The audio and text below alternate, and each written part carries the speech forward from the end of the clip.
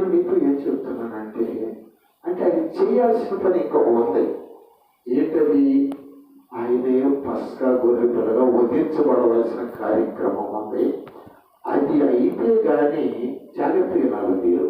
అది అయితే కానీ నేను చచ్చిపోయి తండ్రి దగ్గరికి వెళ్ళడానికి లేదు. నాకు అప్పగించిన పని 2 రోజులే ఉంది, పెండింగ్ ఉందని పూర్తి చేయాలి, సమాప్తం చేయాలి. హల్లెలూయా. ఇక్కడ మీతో ఒక మాట నేను మాట్లాడాలి. ఫిలిప్పీయులకు రాసిన పత్రిక 1వ అధ్యాయము 20వ వచనం. రాత్రి కొంత ధ్యానం చేసి మళ్ళా ఈ మాటను నాకు వదిలిపెట్ట బుద్ధి కావట్లేదు. ఫిలిప్పీయులకు రాసిన పత్రిక 1వ అధ్యాయము 20వ వచనం చదువమ్మా.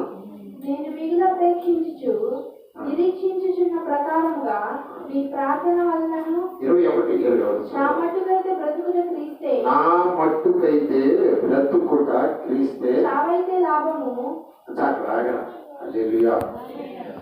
నా మట్టుకైతే బ్రతుకుట క్రీస్తే, సావైతే లాభం. దేవునికి స్తోత్రాలు. హల్లెలూయా. ఆ తేజ బ్రతకడం వల్ల ఏ పరిస్థితుల్లో చచ్చిపోతే లాభం? ఏ పరిస్థితుల్లో చచ్చిపోతే లాభం అంటారా? మన ఇష్టం వచ్చినట్టు బ్రతికి పాపంతో బ్రతికి పరలోకి వెళ్ళకుండా చచ్చిపోవడం లాభమేనా? మరి ఎలా చచ్చిపోతే లాభం? నేను మిమ్మల్ని ఎందుకు ప్రశ్నిస్తున్నా అంటే మీరు కొద్దిగా ఆలోచిస్తారు. మన పాపం మనం అడ్డు పెట్టుకుని చచ్చిపోతే లాభమేనా? లాభం లేదు. ఎందుకంటే తండ్రి దగ్గరికి మనం చేరాలి. మరి తండ్రి దగ్గరికి చేరేటువంటి లాభమైన చావు అంటే ఎలాగో ఇప్పుడు చెప్తారు. హల్లెలూయా.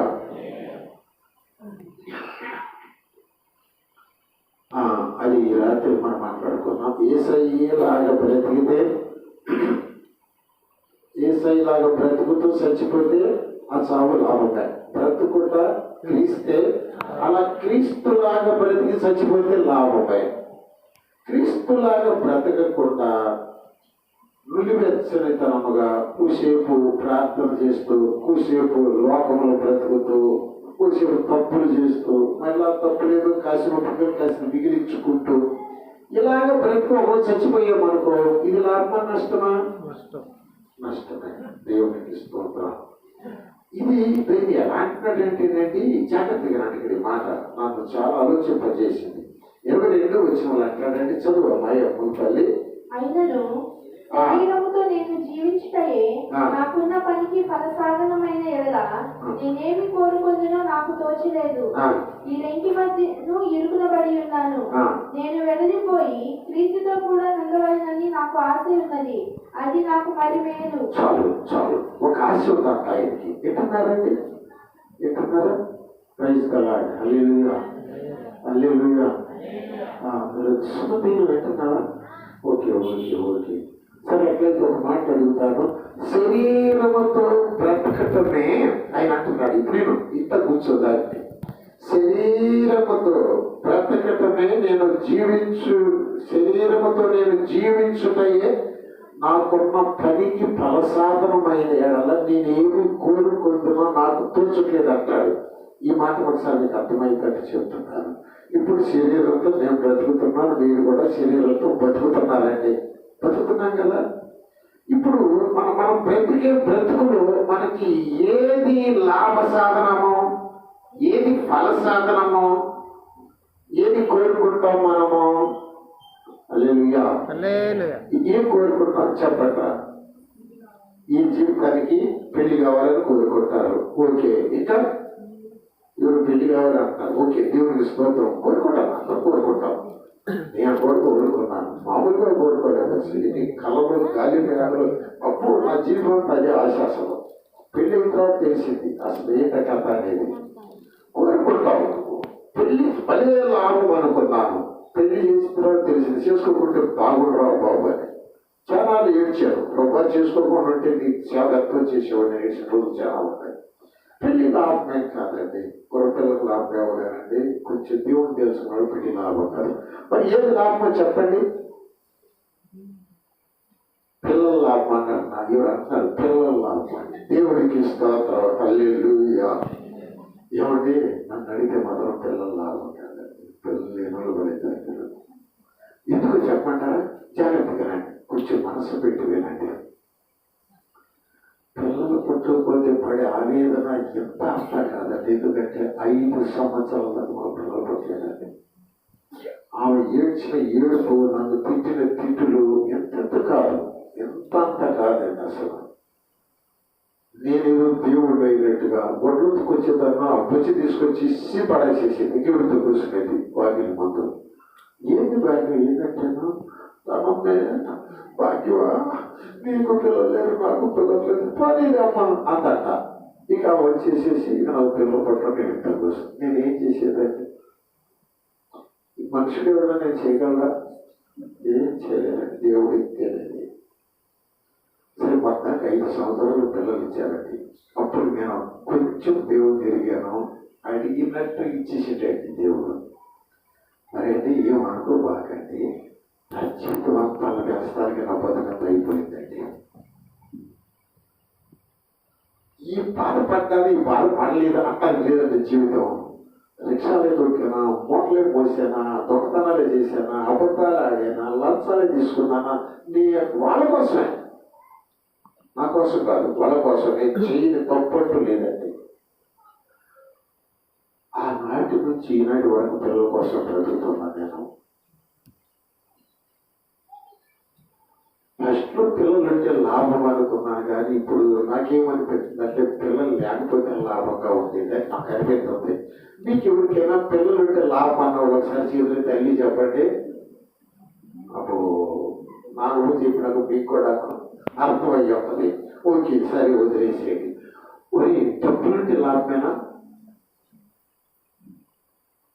డబ్బులుంటే లాభమేనా? మా ఊళ్ళో మాధవరావు గారని గుంటూరు జిల్లాలో నెంబర్ 1 అంటారు ఆయన డబ్బులకి. అనమాట, అంత ఇస్తుంది. కానీ ఆయన పిల్లలు లేదండి, చచ్చిపోయాడు. ఆయన డబ్బులున్న కారణాన్ని ఏమొచ్చిందంటే షుగర్ వచ్చింది. ఇద్దరు పద్ధతి కూర్చొని పాపం చాలా బిల్లులు ఉంటాయి, లారీలు ఉంటాయి, కార్లు ఉంటాయి, బస్సులు ఉంటాయి, చాలా ఈ కాలేజెస్ ఉంటాయి. ఆయనకి రోసి గారు ఆయన యొక్క డియరెస్ట్ ఫ్రెండ్, ఇద్దరు కలిసి మహాలు కట్టారు. ఎంత కానీ పంపి ఏమన్నా తింటాడంటే, ఒక ఆయన అడిగితే ఆయన ఏం తింటాడంటేనో రోజు అరటి తింటాడంటే. ఏమంటే చెప్పి మీకు వినపడిందా? ఎంత తింటాడంట?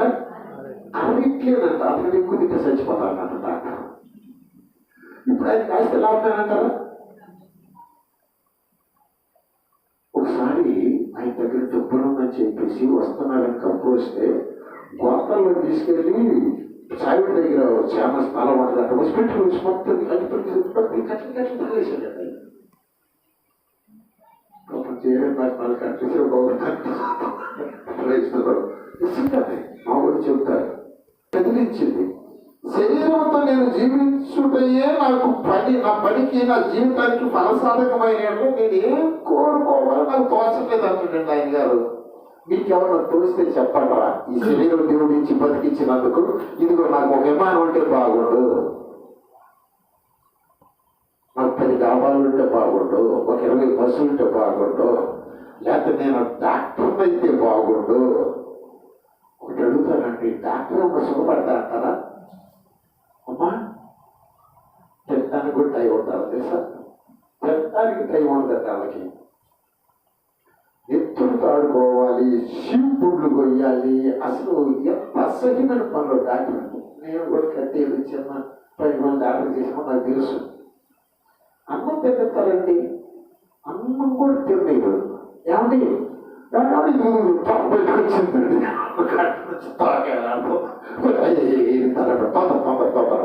తినేది అక్కడ పడేసేసి పరిగెత్తాలి అంతే. ఈ జీవితంలో నా జీవితానికి ఇది లాభము అని మీరు చెప్పడానికి ఏదైనా ఉందంటారా తల్లి? ఆయనకి ఏం తోసలేదన్న పౌలు గారికి. మీకు ఎవరు తోస్తే చెప్పండి, ఏది లాభం? భార్య లాభమేనా? భార్య దొరికిన వాళ్ళు దేవుడు దొరికిందన్నారంట. ఒక ఆయన ఏదో దేవుడు దొరికిందన్న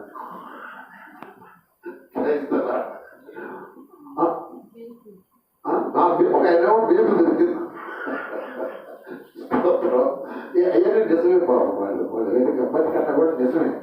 కొంతమందికి మేకులుగా, కొంతమందికి దేవుళ్ళుగా, కొంతమందికి ఏమో చాలా ఉండేది బైబిల్లో.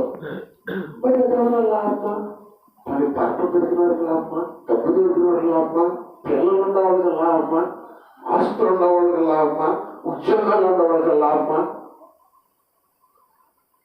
నేను ఏమి కోరుకుందో నాకు తోచట్లేదు అంటాడండి. ఎందుకంటే ఇవన్నీ కూడా ఇక్కడ వదిలిపెట్టి వెళ్ళాల్సిందే అంటాడండి. మరి ఏది లాభం కూడా అంటాడండి. ఇంకోటి, నేను వెడలిపోయి క్రీస్తుతో కూడా ఉండాలని ఒక ఆశ మాత్రం ఉంది అంటాడండి. ఏముందంట?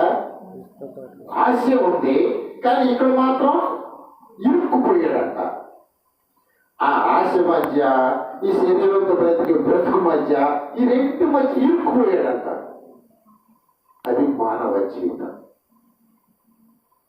చావాలేడు, బ్రతకలేడు, బ్రతుకుతూ సుఖపడలేడు, సుఖపడుతూ ఇది నాకు సుఖం అని చెప్పలేని జీవితం అండి మానవ జీవితం.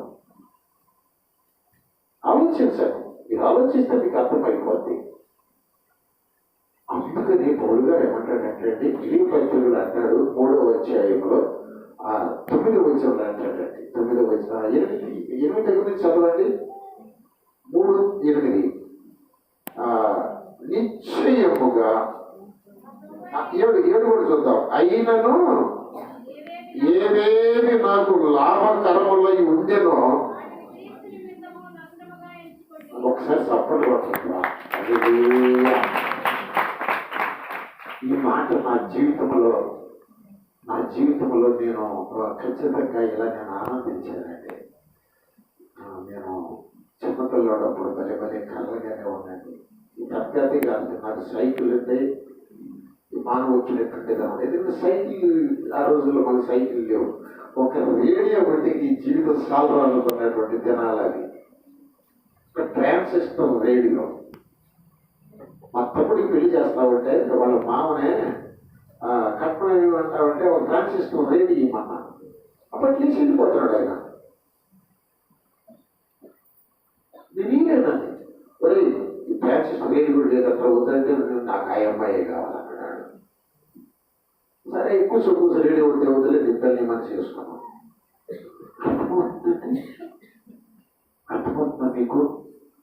ఇది ఏది లాభము? నా డబ్బులు లాభం అనుకున్నాను, పిల్లల లాభం అనుకున్నాను, భార్య లాభం అనుకున్నాను, బతకడం లాభం అనుకున్నాను, ఈ లోపల సంపాదించుకోవడం లాభం అనుకున్నాను, ఫలాలు కొనుక్కోవడం లాభం అనుకున్నాను, స్థలాలు కొనుక్కోవడం లాభం అనుకున్నాను. క్రీస్తు లాభం అని నాకు ఇప్పుడు అనిపించలా. మీకు ఏమైనా అనిపించిందంటండి? ఎప్పుడైనా క్రీస్తు లాభం అని అనిపించింది తినాలి ఏమన్నాయో మీకు? ఆయనకి ఎప్పుడైతే యేసయ్య లాభం అని అనిపించిందో ఇవన్నీ నష్టం వేసుకున్నాడంట, చీప్ అని అనుకున్నాడంటే. ఎందుకంటే ఆయన మహాజ్ఞానుడి పౌలు గారు, గొప్ప చదువారు ఆయన, అన్నిటిలో వారు తేరినవాడు ఆయన. అన్ని విద్యలు, అన్ని జ్ఞానాలు, అన్ని శాస్త్రాలు ఆయనకు తెలుసు. అందుకని క్రీస్తులో ఉన్నదేంటి, ఈ లోకంలో ఉన్నదేంటి, ఈ రెంటిని త్యాగి చేసుకొని చూసినప్పుడు ఇది నష్టం, యేసుక్రీస్తును సంపాదించుకోవడం లాభం అని నిర్ణయం చేసుకున్నాడంటే. ఈ రాత్రి నేను మిమ్మల్ని ఒక్కసారి ఆలోచించమని చెప్తున్నాను. ఈ లోకంలో నీకు లాభకరమైంది ఏదన్నా ఉందా? ఇక్కడ నుంచి నిత్యత్వంలో నువ్వు దేవుని దగ్గరికి వెళ్ళేటప్పుడు పట్టుకెళ్ళేది ఏమైనా ఉందా? చెప్పండి, ఏదైనా ఉందా? ఏమండి, ఏదైనా ఉందా? ఉంది. నేను చెబుతున్నాను, ఏం పట్టుకెళ్తాను? నేను క్రీస్తు నిమిత్తము ఒక నింద అనుభవిస్తే, క్రీస్తు నిమిత్తము ఒక ఆత్మను అనుభవిస్తే, క్రీస్తు నిమిత్తము నా ప్రాణాన్ని అర్పిస్తే, క్రీస్తు నిమిత్తము నా వీపును అప్పగించి దెబ్బలు తింటే, క్రీస్తు నిమిత్తము నన్ను జనులు దూషిస్తా ఉంటే నాకు అది లాభం. దాని ఫలితాన్ని పట్టుకుని పరలోకి వెళ్తానండి. ఆమేన్, హల్లెలూయా. నా నిమిత్తము జనులు నిన్ను నిందిస్తే పరలోకంలోని పరమాధికి పోతుంది. నా నిమిత్తము ఒక దెబ్బ తింటే దానికి బహుమానం అన్నది. నా నిమిత్తము నువ్వు నా సేవ చేస్తా ఉంటే అనేక మంది నిన్ను దూషించారా, దానికి నీకు బహుమానం ఉన్నది. ఓకే, ఇలాంటివి ఏమన్నా సంపాదించుకున్నామా అంటే నేను కానీ మీరు కానీ మీకు ఆలోచించుకుంటే ఎవరు దొరికినాయా తీసుకెళ్తానికి? ఈ ప్రశ్న అర్థమైతే అల్లి అనండి మీరు. కొద్దిమందికి అర్థమైనట్టు ఉంటాయి. ఎంతమంది మిమ్మల్ని తిడితే మీరు నోరు పోసుకుంటున్నారు? మీరు చెప్పండి, చేతులు ఎత్తండి. ఎంతమంది మిమ్మల్ని తిడుతుంటే ప్రభా నాకు ఫలం ఇస్తావన్నావు నాయన, నీకు స్తోత్రం తండ్రి, అయ్యా ఇంకా బాగా తింటే బాబు, ఇంకా తిట్టండి బాగా, ఇంకా పూర్తి తిట్టండి బాబు, దేవా నీకు స్తోత్రం ఉన్నాను అన్న జీవితాలు ఎవరు ఉన్నారా? క్రీస్తుని అంగీకరించినందుకు హతసాక్షులు అయ్యారండి. సముద్రం పగిలిపోతే ఒక చక్కను పట్టుకొని ఈదుకుంటూ ఆ మద్రాసు కేరళ ఒడ్డున ఎక్కినటువంటి ఆ దోమ, ఆ భయంకరమైన ఆ విగ్రహారాధికుల మధ్య ఆయన సంఘాన్ని కట్టండి. చివరికి ఆయన పరిశుద్ధ పడుతుంటే ఆ కొండ గుహలోకి పారిపోయి ఎక్కలకి అలాగే కూలబడిపోయాడు ఆయన. ఎందుకని? యేసయ్య శిష్యుడు కదా, ఎందుకు అలా ప్రాణం పెట్టాల్సి వచ్చింది? ఆయన నిమిత్తము ప్రతి శిష్యుడు హింసించబడ్డాడండి. మార్కు గారిని అయితేనండి గుర్రాన్ని కట్టి యెరూషలేము వీధులు ఎంత ఉంటే కండలు ఊడిపోయి అంటారు రోడ్లన్నీ. పేతురు గారు ఆయన నడుస్తుంటే నీడ పడితే సచ్చిన శవాలు వేసినాయి. వింటున్నారా? ఆయన్ని సిలువ కొడతాను తీసుకొస్తే, అయ్యా ఇటు మామూలుగా నన్ను సిలువ కొడతానండి బాబు, మీకు దండం పెడతాను కానీ నా తలకాయ కిందకి పెట్టి, నా ప్రభులాగా కొట్టడం నేను ఎగురుండి కాదు, తలకాయ కిందకి పెట్టి కాళ్ళు పైకెత్తి కొట్టేసేయండి నన్ను అన్నాడు. అంద్రియాని ఇలా రెండు కాళ్ళకి బాగా ఎడచాడు, అక్కడికి పోతే అక్కడికి పోయి కొట్టి, ఇక్కడ చెయ్యి అక్కడ చెయ్యి కొట్టేసేస్తే 3 రోజులు చచ్చిపోలేదట ఆయన. అట్లా ఇంటూ ఆకారముగా ఇటొక చెయ్యి ఇటొక కాలు బాగా సాగదీసి మీద కొట్టేసేసారట. ఆ కొడతా ఉంటా 3 రోజులు ఆయన వాక్యం చెప్తూ 3 రోజులు చచ్చిపోయాడండి. అప్పుడు ఎంత బాధపడి ఉంటాడండి. ఒక శిష్యుడిని చెప్తాను, ఏది లాభమో ఈ బ్రతుకులో నువ్వు, ఈ బ్రతికేది 3 రోజులండి, యుగాలు అట్లా బ్రతుకుతావు నువ్వు. నా దేవుడు చెప్తున్నాడు ఆ మాట. ఏమండి, 2 ఒలీవ చెట్లు బలవంతంగా వచ్చి ఈ కాలం ఒక చెట్టుకి ఈ కాలం ఒక చెట్టుకి కట్టేసి చాలా వదిలేశారండి. అవి 2 ఎంత ఉంటారో చాలా మంచిగా పగసి అదను మొక్క వెళ్ళిపోయిందండి. ఎంత బాధపడి ఉంటారు. ఇది లాభం, నీ బ్రతుకి ఇది లాభం. నీ బ్రతుకు ఒక నిమ్మ లాభం, నీ బ్రతుకి యేసుక్రీస్తు నిమిత్తం నీతిగా బ్రతుకుతున్న దెబ్బ లాభం. ఇది మనం సంపాదించుకోకపోతే దేవుడి దగ్గరికి వెళ్ళిన తర్వాత ఒకవేళ నీతిగా బ్రతికినా ఇవి మనం సంపాదించుకోకపోతే మనకి ఏం లేదండి. ఎందుకంటే ఇక్కడ ఒక మాట చెబుతారు చూడండి, 9వ వచనం చదువమ్మా. ఈ మాట ఏనండి, క్రీస్తును సంపాదించుకొని ధర్మశాస్త్రమూలమైన నా నీతిని గాక క్రీస్తునందరి విశ్వాసము వలనైన నీతి, అనగా విశ్వాసమును బట్టి దేవుడు అనుగ్రహించు నీతి గలవారని ఆయన యందు అగపడు నిమిత్తమును ఏ విధము చేతనైనను మృతుల నుండి నాకు పునరుద్ధానము కలగాలని ఆయన మరణ విషయంలో సమాన అనుభవం గలవారని ఆయనను ఆయన పునరుద్ధాన బలమును ఎరుగు నిమిత్తమును ఆయన శ్రమలలో పాలివాడవుట ఎట్టిదో ఎరుగు నిమిత్తమును సమస్తమును నష్టపరుచుకొని వాటిని పెంటతో సమానంగా ఎంచుకొనిచున్నాను. చాలా శ్రేష్టమైన మాట్లాడండి. చెప్తానండి, జాగ్రత్తగా చూడండి. ఇక్కడ దేవుని నీతి, ఆయన క్రీస్తును సంపాదించుకుంటే దేవుడు ఒక అద్భుతమైనటువంటి గిఫ్ట్ ఇస్తాడట. ఆయన నీతి ఇస్తాడట. ఆయన నీతి యేసుక్రీస్తు అనే దగ్గర పెట్టుకొని నా దేవుడు తన దినము మాట్లాడుకుంటూ ఆయన మాటకు భయపడి బ్రతుకుతూ ఆ శత్రువుని ప్రేమిస్తూ క్షమిస్తూ ఆయన యొక్క ప్రేమ మనసు కలిగి మనం బ్రతకగలిగితే మన నీతి కాకుండా మన నీతి అంతా పక్కన పెట్టి, మన దోషాలన్నీ పక్కన పెట్టి ఒక ప్రత్యేకమైన నీతిని తండ్రి గిఫ్ట్ గా ఇస్తాడంటండి. అది దేవుడి నీతి. ఈ లోకములో ఆ నీతిని ఏ మానవుడైనా సంపాదించుకున్నా దేవుడి దగ్గరికి వెళ్ళాలి అంటే యేసుక్రీస్తునందు విశ్వాసం ఉంచి భయభక్తులతో తన యొక్క రక్షణ కాపాడుకుంటూ ఆయన ఆత్మ కలిగి బ్రతకాలి, ఆయన భారము కలిగి బ్రతకాలి, ఆయన ఇష్టమేంటో ఎరిగి ఆయన ఇష్టాన్ని నెరవేరుస్తూ బ్రతకాలి. జాగ్రత్తగా వినండి, జాగ్రత్తగా వినండి ప్రియమిత్రులారా. కొద్దిసేపు చెప్పి మీరు పనులు చేస్తాను. చాలా శ్రేష్టమైనటువంటి దినాల్లో మనం ఉన్నాం. ఇంతక రాణి ఒక దర్శనం నాతో చెప్పింది. ఏమని చెప్పిందో చెప్తాను మీతో. క్రైస్తవుల్ని వెంటాడి చంపేస్తున్నారట, చర్చలు కూలగొడుతున్నారట, పరిగెత్తుతున్నారట జనాలు. అయితే మనలో కొంతమంది మాత్రం ఒకసారి కూర్చొని ప్రార్థన చేస్తూ ఉన్నామంట. మహిమ తల్లి టీ కాసుకొచ్చిందట. ఓకే, ఆ తర్వాత రాణి కూడా కాసుకొచ్చిందంట టీ. చాలా మంది మనం అందరం ఉంటామంట ఇంట్లో కూర్చొని కేవలం ప్రార్థన, బయటికి కనపడకుండా తలుపేసుకొని ప్రార్థన చేస్తున్నామంట. హల్లెలూయా. అలాగా చంపుతా ఉంటే ఎదురు తిరగకుండా నిన్ను చంపడానికి వాళ్ళు కలం తీసుకొస్తుంటే వాళ్ళని కొట్టకుండా నడువు వచ్చి తలకాయ వాళ్ళకి వాడుతుంటే మన బిడ్డలు వాడుతూ ఉంటే చూత ఊరుకున్న వాళ్ళు ఎంతమంది రేళ్ళలో. ఇప్పుడు నేను ఊరుకుంటావా? ఇద్దరు పడుతుంటే జ్ఞానం పోయిన ఊరుకో.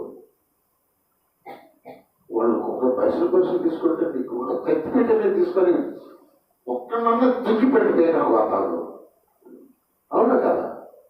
పిల్లలు సొంత దూరుకుంటా ఉంటారు. ఆ రోజుల్లో కొంత ఉన్నాయి. ఆ రోజులు వచ్చినప్పుడు క్రీస్తు కోసం భరించగలవా? ఎదురు తిరిగి పోరాడతావా? పోరాడమని యేసుక్రీస్తు ఎక్కడ చెప్పలా, ఎక్కడా చెప్పలా. నా కోసం ప్రాణం పెడితే నీ ప్రాణాలను రక్షించుకుంటావు అన్నాడు. నీ కోసం నీ ప్రాణాన్ని రక్షించుకోవాలనుకుంటే నీ ప్రాణాన్ని కోల్పోతావు అన్నాడు. అందుకే ప్రాణం పెట్టారు క్రైస్తవులు. అందుకే ఇప్పుడు కూడా నోరు వెదపకుండా అలాగ దండం పెడుతూ ప్రాణాలు అర్పిస్తున్నారు. మనం ఆయన కోసం ప్రాణం పెడతానికి, పోరాడటానికి కాదండి క్రైస్తవులు ప్రాణం పెడతాడు. పోరాడాలంటే నా దేవుడు పోరాడలేడా? మైసయ్య పోరాడలేడా? ఒక్క మాటతో నాశనం చేయగలడు మొత్తాన్ని ఆయన. ప్రభు ఏమంటాడంటే, వినండి, నేను కోప్పడితే ఆత్మలు నశించిపోతాయి అంటాడు. ఈ మర్మం చెప్తానేనండి. హల్లెలూయా. ఇప్పుడు ఉదాహరణకి ఇంగ్లీష్లను పుట్టయిపోతావు, ఆ పుట్టు గాలికి ఎగరగొట్టేసి ఎక్కడో సుడిగాలిలో కలిపేస్తుంది నేను. కనుక దివారాత్రములు ధర్మశాస్త్రము ఆనందించేటట్టుగా నీతో మాట్లాడే వాళ్ళు దేవుడి గురించి మాట్లాడే వాళ్ళై ఉండాలి. నీతో మాట్లాడే వాళ్ళు ఇతరుల మాటలు చెప్పని వాళ్ళై ఉండాలి. ఇతరుల గురించి వ్యతిరేకంగా మాట్లాడిన వారితో నువ్వు సావాసం చేయాలంటాడండి. కనుక లోకముతో స్నేహం చేయటము దేవునితో. అర్థమైంది మీకు ఇప్పుడు? కనుక మన స్నేహం ఎవరితో కలుపుకోవాలి? మరి ఎట్లాగూ నాకు అలాంటి స్నేహితులు దొరకలేదు అయ్యా, ఏం చేయాలంటే నోరు మూసుకుని ఇంట్లో కూర్చోవాలి. పనికి వెళ్ళాలి కదా అయ్యా అంటే పని కాదు కూడా అని అనుకున్నాం. స్తోత్రం వేసే స్తోత్రం, మనసులో స్తోత్రం పాటలు కొడతామన్నారు. అది అనకూడదు. Is it possible? అలవాటు చేసుకోవాలి. ఎందుకు అలవాటు చేసుకోవాలి తెలుసుగా? ఈ ఖచ్చితంగా మీరు వినాల్సిన మాటలు ఇవి, మీరు ఆచరించాల్సిన మాటలు ఇవి. ఇవి ఆచరించకుండా పరలోక రాజ్యం చేరలేవు నువ్వు. ఇవి ఆచరించకుండా దేవుని వర్ధనలేవు నువ్వు. అదే యాకోబు పత్రిక 4:11 చదువమ్మా. ఇది మాత్రం మనం అందరం చేస్తాం. సహోదరులరా, ఒక్కనికి విరోధముగా ఒకడు మాట్లాడు. అక్కడ ఆగట్రా. విరోధంగా మాట్లాడుకుని ఎవరన్నా ఉన్నారంటే నేను ఉండాలని చెప్పండి. చేతి ఎవరితోనన్నా ఎవరి మీదన్నా విరోధంగా మాట్లాడుకుంటున్న వాళ్ళు ఎవరైనా ఉన్నారంటే నేను కూడా ఎక్కలేదు, నాకు ధైర్యం లేదు. నేను కూడా చాలా నన్ను విరోధం మాట్లాడతాను. యాకోబు గారు అంటాడు, సహోదరులారా ఒకరికి విరోధముగా మాటలాడదు. చదువమ్మా, ఏంటంటే మాట్లాడితే ఏమైంది? తన సహోదరునికి విరోధముగా మాట్లాడి వినాలండి మీరు. తన సహోదరునికి తీర్పు తీర్చువాడు ధర్మశాస్త్రములకు వ్యతిరేకంగా మాట్లాడి ధర్మశాస్త్రములకు తీర్పు తీర్చుచున్నాడు. అక్కడ మీకు తెలుసమ్మా ఈ సంగతి? నా సహోదరునికి విరోధముగా నేను మాట్లాడి వాడు మంచోడు కాదు అన్నాడు. ఏం చేశాను నేను ఇప్పుడు? అతనికి మంచోడు కాదు అని నేను తీర్పు తీర్చేశా. దేవుడు అంటాడు, నువ్వు తీర్పు తీర్చావు కదా, ఇప్పుడు నువ్వు నా ధర్మశాస్త్రానికి విరోధముగా తీర్పు తీర్చి నన్ను పక్కకి నెట్టేసి నా స్థానంలో నువ్వు కూర్చున్నావు అన్నమాట. హలో, ఎట్టున్నారండి? ఆ వాక్యం మొత్తం చదవ ఏనండి ఒకసారి.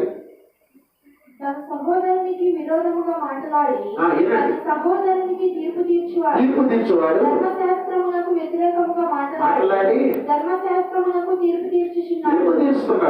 నీవు ధర్మశాస్త్రములకు తీర్పు తీర్చిన ఎడల ధర్మశాస్త్రము నెరవేర్చువాడవు కాక. నువ్వు ధర్మశాస్త్రానికి తీర్పు తీర్చాలా నెరవేర్చాలా? మానవుడు చెప్పండి, తీర్పు తీర్చాలా ధర్మశాస్త్రాన్ని నెరవేర్చాలా? కదా, నెరవేర్చవలసిన తీర్పు తీరుస్తున్నావు. సహోదరుడు తీర్పు తీస్తే ధర్మశాస్త్రానికి తీర్పు తీర్చాడు. చదువమ్మా. ధర్మశాస్త్రమును నెరవేర్చి వాడవు కాక న్యాయము విధించి వాడవైతివి.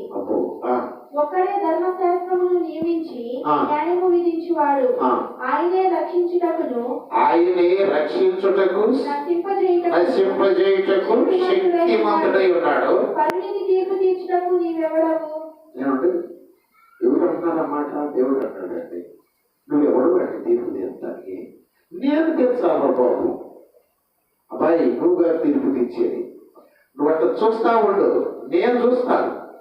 నీకు విరోధంగా నువ్వు మంచిగా బతుకుతున్నావు, నీకు విరోధంగా ఎవడన్నా మాట్లాడా, వాడికి శిక్షించేయాలో నశింపజేయాలో బాగు చేయాలో నేను చేస్తాను. వాడు మంచోడు కాదు, వాడు చెడ్డోడు, వాడు అంటోడు ఇంటోడు అన్నావంటే మాత్రం ధర్మశాస్త్రానికి విరోధంగా నువ్వు తీర్పు తీరుస్తున్నావు. నువ్వు ఎవరు తీర్పు తీరుస్తానికి ఒకడికి? నీకే హక్కు ఉంది? హల్లెలూయా. పిల్లలు గమనించండి, ముగించేస్తాను. ఇక్కడ నుంచి నేను చాలా దూరం వచ్చేసాను, మీకు చాలా విషయాలు చెప్పాను.